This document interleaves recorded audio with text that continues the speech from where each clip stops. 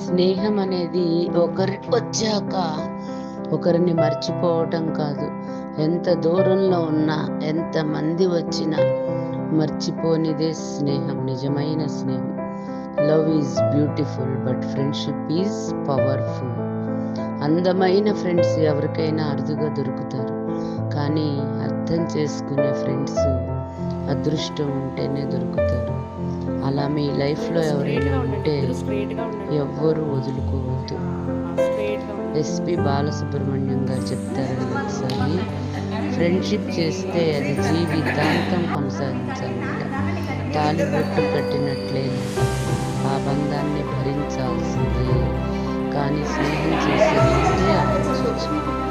ఒక్కసారి స్టెప్ ముందుకేస్తే చనిపోయేదాకా అంటే విడాకులు తీసుకోకూడదంట. స్నేహానికి భార్యాభర్తలకైనా విడాకులు తీసుకోవచ్చు, స్నేహానికి విడాకులు తీసుకోకూడదు.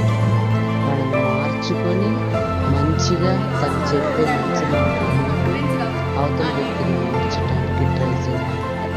అది స్నేహం అంటే. అది ఎస్పీ గారు ఒకసారి ఇంటర్వ్యూలో చెప్తారు, కలపటానికి విడిపోవటానికి చూపించే తొందర ఆలోచించడానికి, అర్థం చేసుకోవడానికి చూపిస్తే ప్రతి బంధాలలో మనిషి చేసే అతిపెద్ద తప్పులేంటో తెలుసా? వినేది సగం, అర్థం చేసుకునేది బాగుంటుంది. ఆలోచించడం సున్నా, రియాక్షన్ మాత్రం 2%. ఇంకా బాధలు ఎక్కడ వస్తాయండి? ఒక్కడిగా మనిషి జీవించలేడు అని దేవుడు బంధాలను సృష్టిస్తే మనిషి అదే బంధాలను తుడుచుకుంటూ ఒక్కడిగా జీవించాలని చూస్తూ మళ్ళీ ఒంటరి అయిపోతున్నాడు. ఆలోచించండి, రిలేషన్కి, స్నేహానికి, నక్కకి కొంచెం దగ్గరగా ఉంది మీ ఇద్దరు. స్నేహము స్నేహితుల వల్లే ఇంకా బాగున్నారు అని నేను అనుకుంటున్నాను.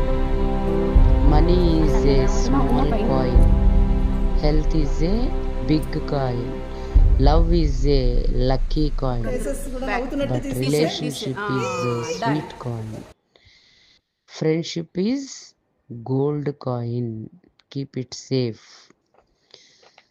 దీనికి ఫ్రెండ్స్కి కొంచెం ఒక మీనింగ్ వచ్చేటట్టుగా, F few, R for relations, I for in, E for earth, N for never, D for die.